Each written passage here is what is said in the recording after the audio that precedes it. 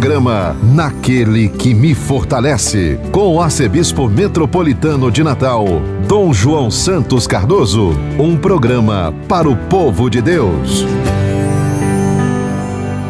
Filho amado, vocacionado ao pastoreio, foste chamado. Naquele que me fortalece. Cumprimento a você, meu querido ouvinte, que me acompanha através da Rádio Rural de Natal, a 91.9, a Rádio Santana FM na Zona Norte de Natal, a Natal Agora FM, a Rádio 87.7 FM em Parnamirim, a Rádio 87.9 FM em Tangará, a Rádio Cultura do Brejo, 87.9 FM em Brejinho, a Rádio Vale em Pendências, Rádio Lagoa FM em Montanhas, Rádio Maricampo em Cotovelo, a 107 FM em Nova Cruz, a Rádio Paz e Bem em Pedro Velho, a Web Rádio Imaculada em São Rafael, Rádio Santa Terezinha em Lagoa D'Anta, a Rádio FM em Vale das Serras em Campo Redondo, a Rádio Olho d'Água em São José de Mipibu, a Rádio Santa Rita FM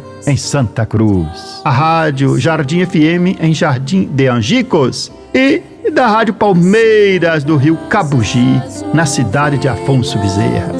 Como Cristo, bom pastor, edificas a igreja. Tu podes tudo em quem te chama. E a Deus, através da Virgem Maria, dirijamos a nossa oração. Ave do mar estrela, bendita Mãe de Deus, fecunda e sempre virgem, portal feliz dos céus. Ouvindo aquele ave do anjo Gabriel, mudando de Eva o nome, trazei-nos paz do céu. Ao cego iluminai, ao réu livrai também, de todo mal guardai-nos e dai-nos todo bem. Mostrai ser nossa mãe, levando a nossa voz, a quem por nós nascido, dignou-se vir de vós. Suave mais que todas, ó Virgem sem igual, fazei-nos mansos puros, guardai-nos contra o mal. Ó, dai-nos vida pura, guiai-nos para a luz, e um dia ao vosso lado possamos ver Jesus. Louvor a Deus, ó Pai, e ao Filho sumo bem, com seu divino Espírito, agora e sempre. Amém. Oremos. Ó Deus Todo-Poderoso, pela intercessão de Maria, nossa Mãe, socorrei os fiéis que se alegram com a sua proteção, livrando-os de todo mal neste mundo e dando-lhes a alegria do céu. Por nosso Senhor Jesus Cristo, vosso Filho, na unidade do Espírito Santo. Proclamação do Evangelho com Dom João Santos Cardoso.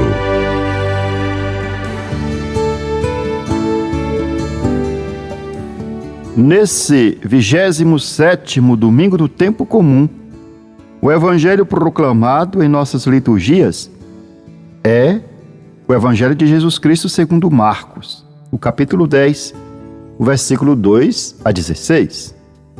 Assim narra o evangelista. Naquele tempo, alguns fariseus se aproximaram de Jesus. Para pô-lo à prova, perguntaram se era permitido ao homem divorciar-se de sua mulher. Jesus perguntou: o que Moisés vos ordenou? Os fariseus responderam: Moisés permitiu escrever uma certidão de divórcio e despedi-la. Jesus então disse: foi por causa da dureza do vosso coração que Moisés vos escreveu este mandamento. No entanto, desde o começo da criação, Deus os fez homem e mulher. Por isso o homem deixará seu pai e sua mãe, e os dois serão uma só carne. Assim já não são dois, mas uma só carne. Portanto, o que Deus uniu, o homem não separe. Em casa, os discípulos fizeram novamente perguntas sobre o mesmo assunto.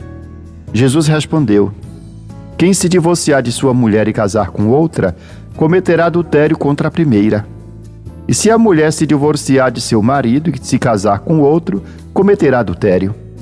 Depois disso, traziam crianças para que Jesus as tocasse.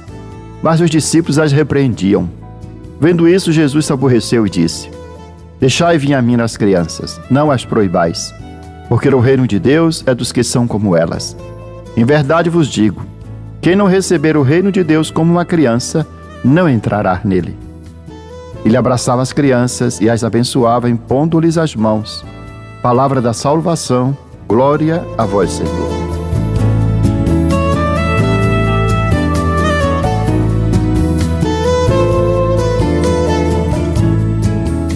Segundo a narrativa do evangelista Marcos, alguns fariseus se aproximaram de Jesus para pô-lo à prova e pede a sua posição a respeito do divórcio. A lei de Moisés permite o divórcio.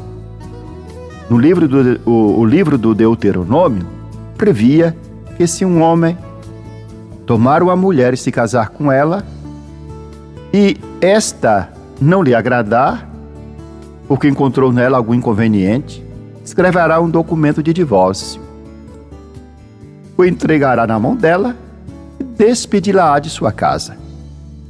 Na época de Jesus, as duas grandes escolas teológicas divergiam na interpretação dessa lei. A escola de Hilel ensinava que qualquer motivo, mesmo mais fútil, por exemplo, porque a esposa cozinhava mal ou porque o marido gostava mais de outra, servia para o homem despedir a mulher, se separar da mulher e mandá-la embora. A escola de Shammai, mais rigorosa, defendia que só uma razão muito grave dava ao marido o direito de repudiar a sua esposa, como, por exemplo, o adultério ou a má conduta da mulher. A mulher, por sua vez, era autorizada a obter o divórcio somente no caso de o marido estar afetado pela lepra ou exercer um ofício repugnante. É nesta discussão que os fariseus procuram envolver Jesus.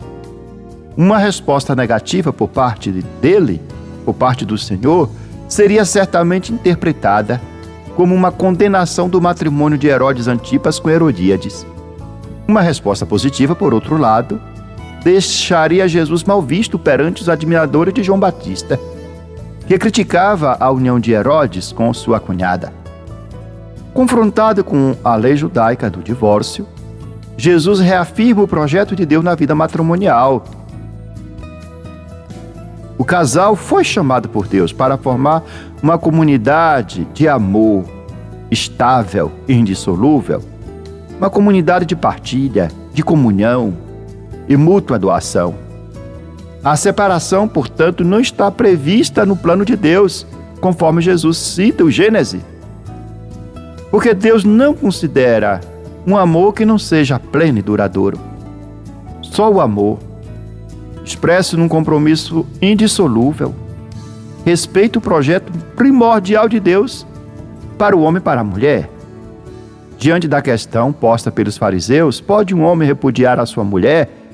Jesus começa por recordar-lhes o estado da questão na perspectiva da lei e pergunta: que vos ordenou Moisés? Contudo, isso não significa que Jesus se identifique com o posicionamento da lei a respeito do divórcio. A lei mosaica permitiu o divórcio, contudo, essa condescendência da lei não resulta do plano de Deus, mas é resultado da dureza do coração dos homens. Jesus insistiu sobre isso. As prescrições de Moisés não definem o quadro ideal do amor entre um homem e uma mulher, mas apenas regulamenta o compromisso matrimonial, tendo em conta a mediocridade humana. Em contraste com a permissividade da lei, Jesus apresenta o plano primordial de Deus para o homem, para o amor que une o homem à sua mulher, citando livremente o livro do Gênesis, especialmente o capítulo 1, versículo 27, e o capítulo 2, versículo 24. E Nosso Senhor explica que no projeto original de Deus, o homem e a mulher foram criados um para o outro, para se completarem, para se ajudarem, para se amarem. De fato, a primeira leitura que é feita na liturgia do 27º domingo do tempo comum, que é do livro do Gênesis, capítulo 2, versículo 18 a 24, nos diz que Deus criou o homem e a mulher, e unidos pelo amor formarão uma só carne. Ser uma só carne implica para o casal viver em plena comunhão entre si, doando-se mutuamente, partilhando a vida, sonhos, projetos e esperanças. O amor que une um homem a uma mulher em matrimônio é mais forte do que qualquer outro vínculo. A separação será sempre um fracasso do ponto de vista do amor e não está previsto no projeto de Deus, pois Ele não considera um amor que não seja total e duradouro. Só o amor, expresso no compromisso indissolúvel, respeita o projeto primordial de Deus para a vida matrimonial. A perspectiva de Jesus sobre o matrimônio aponta para um patamar mais elevado. O projeto querido por Deus desde a criação, em que o casal é chamado a viver um compromisso de amor estável, duradouro e indissolúvel. É isso que Deus quer para cada ser humano. Para os discípulos, contudo, o discurso de Jesus é difícil de se entender. Por isso, quando chegam em casa, lhe pedem explicações suplementares. E Jesus reitera que a relação conjugal entre o homem e a mulher deve seguir o projeto original de Deus, e não as facilidades concedidas pela lei de Moisés. A perspectiva de Deus é que marido e mulher, unidos pelo sacramento do matrimônio, formem uma comunidade de vida e de amor estável e indissolúvel. O divórcio não contempla esse ideal posto pelo Criador. Por isso, o esposo e a esposa devem evitar o fracasso do amor, devem evitar o divórcio. O amor de um homem e de uma mulher que se unem em matrimônio diante de Deus e da sociedade deve ser um amor indestrutível, que suporte tensões, conflitos, desafios. Deve ser um amor reflexo daquele amor de Deus por nós, tal como Deus ama a humanidade, tal como Jesus ama a sua igreja, doando-se plenamente por ela. E este ideal não é uma realidade inatingível, impossível. Há muitos casais que nós conhecemos que, mesmo no meio de dificuldades, conservaram e conservam a beleza do vínculo matrimonial e dão um testemunho belíssimo de um amor estável e duradouro. Entretanto, nem sempre as pessoas, apesar do seu esforço e da sua boa vontade, conseguem ser fiéis aos ideais que Deus propõe. A vida de todos nós está cheia de fracassos, de infidelidades, de falhas. Nessas circunstâncias, a igreja deve usar de muita compreensão.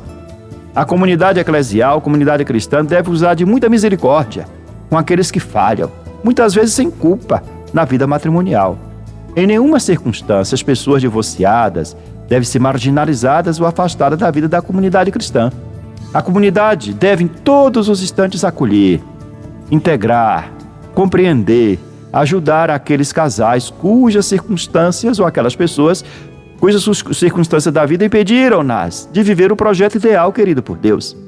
Não se trata de renunciar ao ideal que Deus propõe no matrimônio, mas de testemunhar a bondade, a misericórdia de Deus para com aqueles que ficaram extremamente feridos no projeto de vida a dois e que por diversas razões não puderam realizar o ideal do matrimônio que um dia, diante de Deus e da comunidade, se comprometeram a viver. O texto do Evangelho de São Marcos, lido na liturgia deste domingo, termina com uma cena em que Jesus acolhe as crianças e defende-as e as abençoa. As crianças são um contraponto do orgulho e arrogância com que os fariseus se apresentam a Jesus, bem como a dificuldade que os discípulos revelaram nas cenas precedentes para acolher as exigências do reino. As crianças são simples, transparentes, não são calculistas, são dependentes, dependem dos seus tutores, não têm prestígio ou privilégios a defender, e por isso ela se entrega confiadamente nos braços dos seus tutores, da sua mãe, do seu pai e daqueles que têm responsabilidades por elas e esperam tudo deles com amor, jamais desconfiando que essas pessoas possam trair a sua confiança. Por isso as crianças são o modelo do discípulo.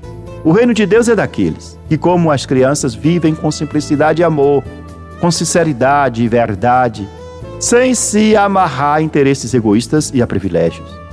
Quem não é criança, quem não renuncia ao orgulho e à autossuficiência, quem despreza a lógica de Deus e só conta com a lógica do mundo, quem conduz a própria vida ao sabor de interesses e valores efêmeros, quem não aceita questionar os próprios raciocínios e preconceitos, não pode integrar a comunidade do reino de Deus. Ligando, portanto, o texto da carta aos Hebreus com o Evangelho, nós podemos assim perceber o tema principal da liturgia deste domingo. E assim podemos dizer que o casal cristão deve testemunhar com a sua doação sem limites e com a sua graça, a sua entrega total ao amor de Deus pela humanidade. Na carta aos Hebreus, que também é proclamada na liturgia do 27º tempo comum, nos lembra a qualidade do amor de Deus pelos homens. Deus amou de tal forma os homens, que enviou ao mundo seu Filho único para salvar a todos. A encarnação, a paixão e morte de Jesus atestam, antes de tudo, o amor incondicional de Deus pela humanidade, que enviou o próprio Filho, que doou a sua vida na cruz a fim de nos reconduzir à vida eterna. Jesus, o Filho de Deus, solidarizou-se conosco, partilhou da nossa debilidade, cumpriu o projeto de Deus, aceitou morrer na cruz para dizer a todos nós que a vida verdadeira está no amor, que se doa até as últimas consequências. Assim é Jesus, o casal, a família, cada um de nós temos assim um modelo de um amor que ama sem medida e se entrega livremente em benefício do outro e se enriquece nessa mútua doação.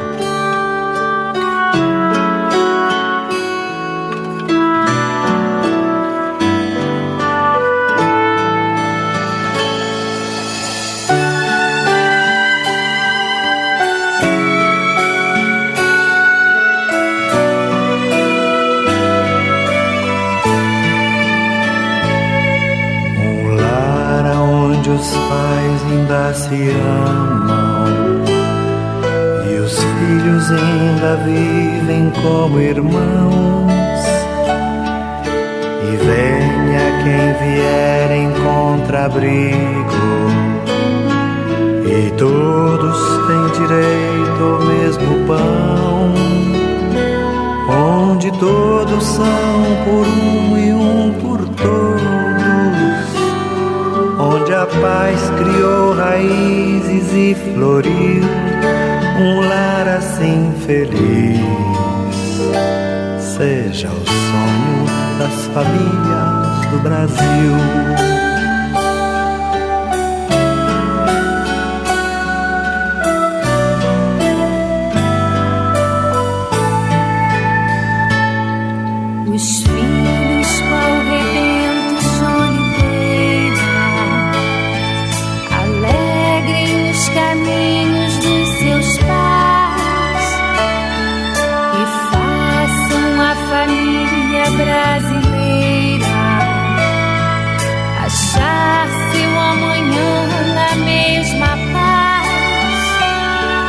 Onde todos são por um e um por todos, onde a paz criou raízes e floriu um lar assim feliz.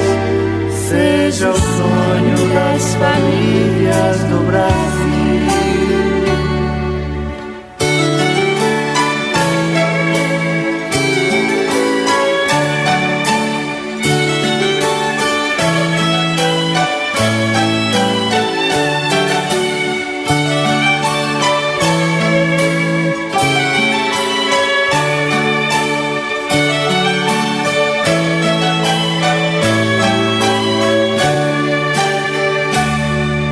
Os jovens corações enamorados, humildes e aprendendo o verbo amar, não deixem de sonhar extasiados, que um dia também eles vão chegar, onde todos são por um e um por todos, onde a paz criou raízes e floriu um lar assim feliz. Seja o sonho das famílias do Brasil.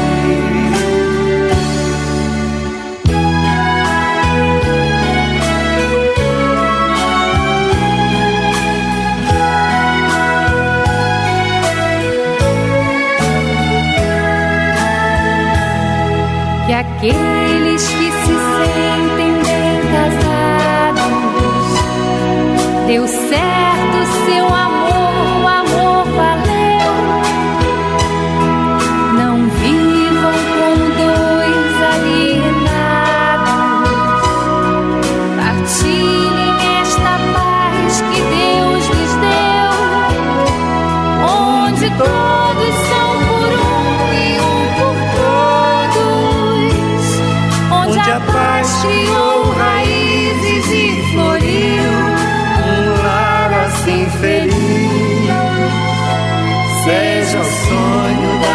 famílias do Brasil. Um lar assim feliz seja o sonho das famílias do Brasil.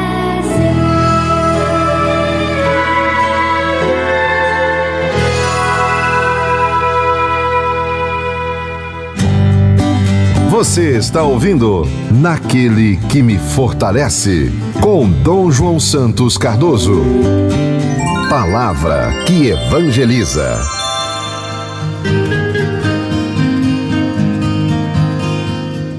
Sobre o escândalo, nos diz o evangelista Lucas, reproduzindo as palavras de Jesus.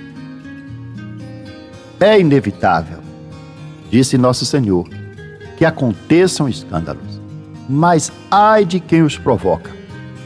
Seria melhor para ele ser atirado ao mar com uma pedra de moinho amarrada ao pescoço, do que escandalizar um só destes pequeninos. Tenham cuidado. Esta é a recomendação, a exortação que Nosso Senhor nos faz no Evangelho de Lucas, capítulo 17, versículo de 1 a 3. O termo escândalo, como ensinado por Jesus, vem da palavra grega skandalon, que significa tropeço ou armadilha.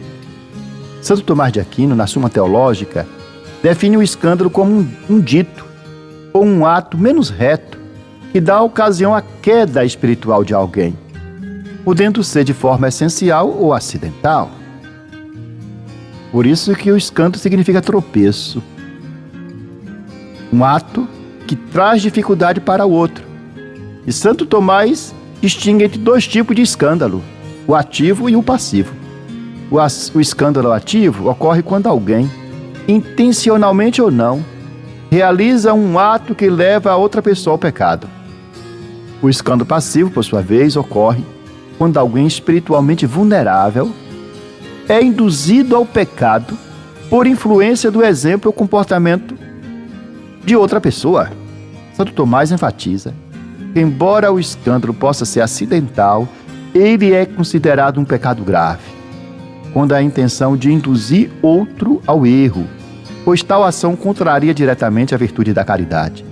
No entanto, ele também argumenta que, em casos de escândalo passivo, a verdadeira causa do tropeço pode residir na fragilidade espiritual daquele que cai, e não necessariamente em culpa da pessoa que provocou o escândalo, desde que esta tenha agido corretamente. Isso ressalta a complexidade moral do escândalo, que pode envolver tanto ações diretas quanto indiretas, mesmo quando não há intenção de causar dano espiritual. O escândalo, por sua própria natureza, tende a gerar repercussão pública, especialmente quando envolve figuras de relevância social, como líderes religiosos ou pessoas públicas. A expectativa de uma conduta exemplar intensifica o impacto de suas ações inadequadas, que podem não apenas colocar a sociedade, mas também comprometer a confiança pública e espiritual. O escândalo é ainda mais grave quando envolve líderes religiosos, pois deles se espera uma vida irrepreensível. As consequências espirituais podem ser devastadoras, muitas vezes afastando aquelas pessoas mais frágeis na fé de suas práticas religiosas. O Papa Francisco também reflete sobre o escândalo, especialmente quando causado por pastores ou cristãos em posição de liderança. E ele afirma que essas atitudes incoerentes afastam as pessoas da igreja e minam o que chama de coerência de vida do cristão. Essa coerência é fundamental para o testemunho da fé e para evitar o enfraquecimento da fé dos outros. O Papa sublinha que o escândalo tem um efeito devastador na vida espiritual da comunidade, o efeito devastador sobre a igreja, porque afeta a sua credibilidade, não apenas o sujeito que provocou o escândalo, principalmente tem um efeito devastador entre aquelas pessoas mais vulneráveis, porque fere a sua fé e a sua confiança. Por isso que o Papa nos adverte para que tenhamos cuidados com aquelas posturas e atitudes contrárias ao Evangelho. Embora professando a fé, podem matar esperanças e corações, causando graves danos espirituais. O Papa Francisco enfatiza a responsabilidade dos pastores e dos líderes espirituais em viver uma vida coerente com o Evangelho, para que não minem a confiança dos fiéis. O escândalo, portanto, é um pecado que afeta tanto quem o provoca quanto quem é levado a pecar. O cristão tem uma responsabilidade moral de zelar pela fé dos outros, principalmente os mais vulneráveis, evitando ser motivo de tropeço. O escândalo ele ativa mecanismo de destruição espiritual que pode levar até a perda da fé, seja pela incoerência na vida dos fiéis ou pela negligência dos líderes em viver conforme a moral cristã. Evitar o escândalo é, portanto, um dever para todos nós, para todos os que professam a fé cristã, e fundamental para proteger a integridade espiritual da comunidade. Em síntese, o escândalo vai além de um simples erro moral cometido em privado que se tornou público. Quando envolve figuras de relevância, seus efeitos reverberam na vida moral, social e espiritual das pessoas, gerando perplexidade e perigo espiritual. Por isso o cristão é chamado a viver em conformidade com o Evangelho, evitando ser motivo de tropeço para os outros e contribuindo para a edificação da fé na comunidade, protegendo os mais vulneráveis das armadilhas do escândalo. Ouça toda semana nesta emissora o programa Naquele que me fortalece, com o arcebispo de Natal, Dom João Cardoso. Oração, comentário do Evangelho e reflexões. Contamos com a sua audiência. Aquele que me fortalece, ó irmãos, por Cristo a missão acontece. Aquele que me fortalece é o Senhor. Aquele que me fortalece é o Senhor.